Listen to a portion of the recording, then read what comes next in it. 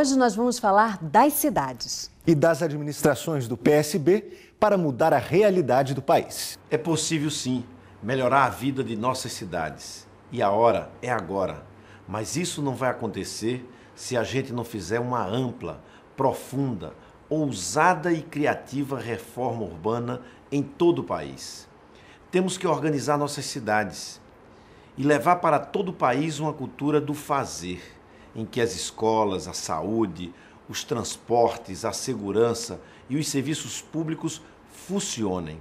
Essas coisas é quem deve estar à frente do debate da organização do Estado brasileiro que tanto defendemos. Um debate que se aproxime da realidade do povo e que bote o Brasil para enxergar as mudanças que estão nas ruas das nossas cidades. Se você pudesse mandar um recado para o prefeito da sua cidade, o que diria? Que ele tivesse mais cuidado com o município, na saúde e na educação. Para ele pensar um pouquinho mais na população, né? Trabalhasse bem e para nós que for da nossa cidade, ele procurar arrumar trabalho para nós. É que a saúde pública, não só aqui no estado, né, aqui na nossa cidade, mas como em todo o Brasil, está muito precária. Dentro da educação para pagar o piso, né? Trabalhar mais, ver o financiamento da saúde, da educação, segurança e está precária mesmo. O que a gente mais necessita é trabalho. Que cuide melhor da cidade, que pense em realmente fazer, em trabalhar aquilo que ele se propõe na campanha. Que a política, ela mexe tanto com o sentimento da sociedade, ela mexe tanto com a esperança do povo, que eles não brinquem, que trabalhem sério pela população. O geógrafo Milton Santos costumava dizer que nossas cidades estão fadadas a ser tanto o teatro de conflitos crescentes, como um lugar geográfico e político da possibilidade das soluções. Historicamente, a desordem vista em nossas cidades é reflexo das políticas das elites do passado que permitiram a desorganização e o caos vistos hoje. Algo que nos movimentou bastante era compreender primeiro a história desse município. Nosso município nunca teve, em nenhum momento, uma ruptura, nunca teve a oportunidade de ter, no comando do seu governo, um grupo de forças políticas que tenham vindo da esquerda, que estivessem no campo da esquerda e que tivessem, naturalmente, tido a condição de fazer uma aliança correta, acumulando forças para poder derrotar a continuidade que ali se estabelecia.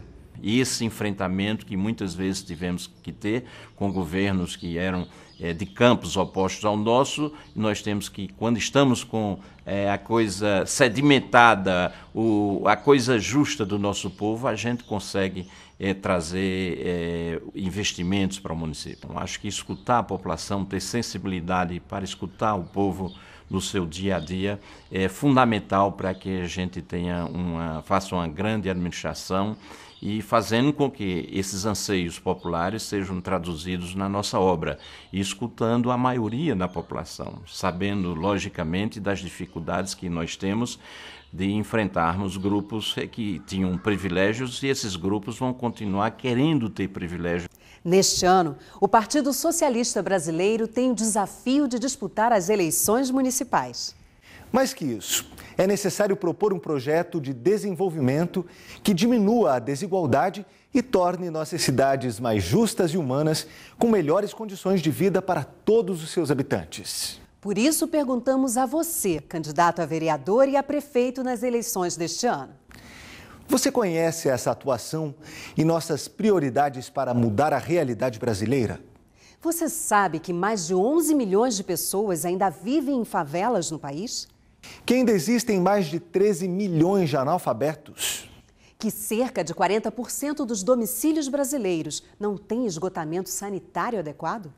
Que milhões de pessoas morrem por assistência médica inadequada? Que 16 milhões de pessoas vivem em condições de pobreza absoluta, na miséria?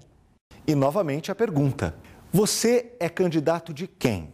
Eleito prefeito, quais interesses defenderá? Eleito vereador, que interesses defenderá? No nosso caso do PSB, a gestão de eficiência não pode se caracterizar apenas pela eficiência como um fim em si mesma, porque qualquer partido também pode fazer uma gestão eficiente. Ela tem que ser eficiente, mas tem que ter um conteúdo político capaz de diferenciar entre um partido conservador e um partido socialista, que é o nosso caso. E o que é que pode diferenciar? Exatamente é o conteúdo das políticas públicas. Se elas estão voltadas para dar acesso ao conjunto da população, o direito a essas políticas de saúde, de educação, de cultura, de lazer, de esporte, de mobilidade, permite com que você iguale as pessoas nos seus direitos essenciais. E isso é uma característica que está bem afinada com o Partido Socialista Brasileiro. Embora se administre para o conjunto, a prioridade das políticas públicas do nosso partido devem e são, nas boas administrações, voltadas para os setores populares da sociedade. O PSB administra cidades pequenas, médias e grandes por todo o país. E tem iniciativas e programas premiados e alguns dos prefeitos mais bem avaliados do Brasil, como nos casos de Belo Horizonte e Curitiba. É um privilégio poder ser prefeito de uma cidade, aproveitar para transformar uma sociedade, melhorar a vida das pessoas, né? Ter uma visão diferente daquilo que é o dia a dia de uma cidade. Então, acho que é um privilégio muito grande. Acho que quem for candidato, quem é prefeito, sabe muito bem disso que eu estou falando. Quem é prefeito tem que aproveitar esse momento. E quem vai ser prefeito tem que ter essa visão de que vai ser candidato a prefeito, ou vai ser prefeito de uma cidade para fazer uma transformação. É preciso olhar a cidade com os olhos das pessoas que mais precisam. Precisamos radicalizar a democracia.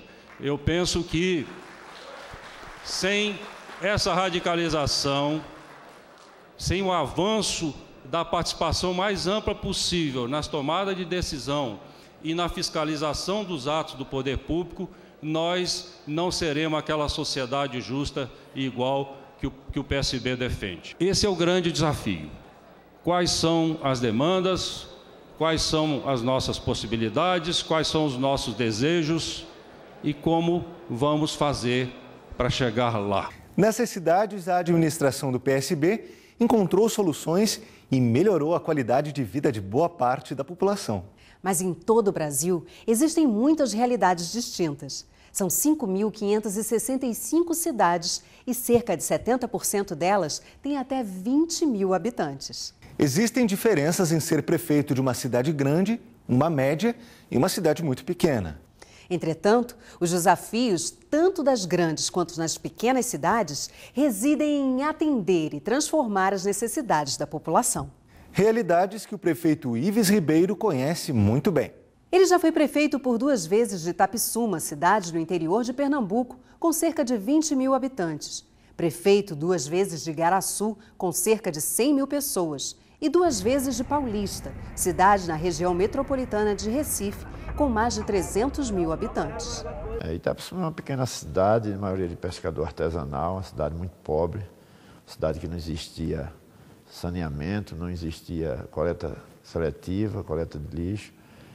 Era uma cidade que totalmente sem nenhuma infraestrutura, peguei ela praticamente debaixo de um pé de ave, tive que estar lá junto com o povo. O primeiro trabalho nosso foi reunir o povo e dizer a eles o seguinte, que eles nos ajudou a me eleger, eles tinham que me ajudar a governar. No caso de Igaraçu, que era uma cidade que a gente pegou com 1 mês e 15 dias sem coleta de lixo, com 4 meses de salário atrasado, uma cidade que sempre foi governada pela direita, uma cidade que tem quase 500 anos, nunca um prefeito de esquerda, ao meu modo, que trabalha com a comunidade, fosse eleito. E com a minha eleição, a gente aproveitou as experiências que a gente implantou em Itapissuma, é evidente, com uma qualidade maior. Paulista é uma cidade, para você ter ideia, que 20 anos, 5 administrações tiveram problemas judiciários, de corrupção, de denúncia, desentendimento entre a Câmara e o prefeito, desentendimento entre o prefeito e o vice. Eu fui o primeiro prefeito de Paulista que terminou o mandato. A coisa mais importante na minha história é que eu sempre fui um prefeito de rua. Eu nunca gostei de estar em gabinete. Gabinete só para despachar com o secretário e discutir. Você precisa de soluções rápidas. Se não dá para consertar o bairro todo, conserta o buraco na frente daquela rua ali que você já vai ganhar um ponto. Criar uma relação com a Câmara de Vereadores diferente do que é criado. O vereador não é adversário. O vereador é parceiro, ele foi eleito, entendeu? E eleito é autoridade. Acho importante também essa coisa da criatividade, você fugir da regra comum, evitar gabinete. O gabinete é o lugar que você deve tentar, se possível, fugir totalmente. Mas se não for possível, você fica lá meio período por dia, que é para você despachar. Não dá para você repetir os seus antecessores, assentar lá, reclamar da vida, que tem precatório, que o orçamento é baixo, não sei o que lá, enfim, ter criatividade. Não fugir do normal, né? E aceitar o desafio, não exercer a autoridade que o povo te deu. Enfim, e se apaixonar pelo que você faz. O cargo de prefeito é um cargo apaixonante. Mas o sucesso nas eleições na administração passa primeiro por conhecer seu território, seu município. Preparar um bom plano de governo e planejar suas ações para o futuro. Olha, uma das características dos nossos candidatos, os candidatos socialistas, é que todos sempre têm muito menos recursos do que seus adversários. E muitas vezes há companheiros que ficam até em dúvida se serão candidatos porque não se sentem com recursos suficientes para fazer uma campanha. E eu diria que todos os casos, até os mais graves de ausência de recurso, foram superados, os que eu vi, muitos exemplos, pela criatividade, pela capacidade de inverter a lógica de que uma campanha não deve ser, que só uma campanha milionária pode ser exitosa. A campanha exitosa, no caso do Partido Socialista, ela vai começar logo utilizando aspectos da democracia participativa, ou seja, na mobilização popular, nos exemplos de administração que o nosso partido tem, na capacidade, na criatividade e na ousadia que deve caracterizar o candidato socialista. Então, este conjunto de aspectos é que deve animar não só o candidato, mas a militância socialista que o apoiará e deve levar o candidato a fazer a diferença em relação aos candidatos conservadores, em relação aos seus adversários, e fazer a diferença pelo lado positivo. Qual o lado positivo? Aquele lado que leva a atender às demandas da população do seu município, que leva a mostrar uma característica diferente de um partido que vem crescendo sistematicamente a cada eleição e que nestas eleições certamente vão crescer muito mais com a sua candidatura, com a sua vitória. Nós ganhamos uma eleição com 4 partidos, éramos 4 partidos aliados, nós tínhamos um tempo mínimo de televisão, ao mesmo tempo enfrentávamos a situação que estava no poder, com a candidatura naturalmente com uma excelente condição econômica, mas nós optamos por fazer uma estratégia de ocupação de espaços, dos microespaços. Em 2004, nós passamos inicialmente a fazer plenárias populares, ouvindo a população, dialogando e dizendo também aquilo que a gente acreditava. Depois passamos a fazer pequenos atos. Se eu tinha um ato de maior porte à noite, nada me impedia que de meio-dia eu estivesse num determinado local, subisse num banquinho e se juntasse 50 pessoas era bom, se juntasse 100 era melhor ainda, enfim, e ia acumulando. Eu acho que a nossa estratégia é ter o acúmulo de forças, porque geralmente a gente não dispõe de condições econômicas capazes de enfrentar quem tem mais. Mesmo sendo de oposição, mesmo tendo um tempo muito pequeno, nós tivemos no primeiro turno, em 2004, 64% dos votos aqui dentro da cidade de João Pessoa. Para o PSB, o plano de governo precisa ter ampla participação da sociedade e controle social. É importante ter sempre em mente os seguintes passos. Passo 1. Formar grupo ou grupos de trabalho para organizar o plano de governo, com militantes que tenham conhecimento sobre as políticas públicas e capacidade para reunir informações e fazer um pré-diagnóstico do município. Passo 2. Alimentar o pré-diagnóstico do município. Organizar o acervo de documentos que constitui o marco legal de cada política pública e compará-lo com a realidade do município. Passo 3. Consolidar o pré-diagnóstico. Construir mapas para cada política pública nos vários territórios do município. Passo 4. Estabelecer amplo roteiro de discussões com os segmentos populares, para que a população se aproprie do pré-diagnóstico e dos instrumentos adotados ao longo de sua elaboração e mude o que for necessário. Passo 5. Agendar encontros entre o grupo coordenador e representantes da população, para consolidar o diagnóstico dos problemas e das soluções apontados por técnicos e pela população. Passo 6. Redigir o texto. É importante adotar linguagem simples para permitir sua apropriação pela sociedade como um todo. Passo 7. Distribuir massivamente a proposta de plano de governo à população e monitorar os esforços de comunicação e a receptividade do plano de governo. Dúvidas devem ser esclarecidas e ataques de adversários respondidos pronta e corretamente. As políticas se comunicam, elas não são estanques. Você resolve uma e não resolve as demais. Ou seja, se você tem um plano, um planejamento urbano, você então tem que pensar num conjunto de políticas, de educação, de saúde, de cultura, de lazer, de mobilidade, de tal maneira que o conjunto da população tenha acesso a todos os serviços públicos básicos que são necessários a que o cidadão viva com dignidade e que seja habitável essa cidade, né, sob todos os aspectos. Né? Então, esse conjunto de serviços e essa acessibilidade a esse serviço é que pode diferenciar uma administração convencional de uma administração inovadora, eficiente e voltada para os interesses populares. Porque o Partido Socialista Brasileiro tem um propósito dessa eleição, que é levar para as cidades brasileiras uma pauta que dialogue com o problema de 85% da população brasileira que vive nas cidades. Quando governamos cidades grandes, pequenas, do sul, do norte, do centro-oeste, do sudeste e do nordeste, em todas as regiões desse país, nós encontramos alguém do PSB dando show na educação, dando show na saúde, na mobilidade, na transparência e dando show na democracia, na capacidade de fazer o povo participar conosco.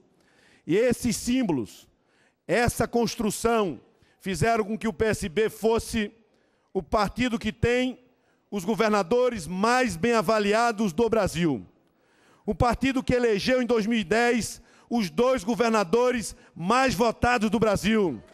O partido que tem os 2 prefeitos de capital mais votados do Brasil. Porque o PSB sabe da responsabilidade que ele tem com o futuro das nossas cidades, com o futuro dos nossos estados e com o futuro do Brasil.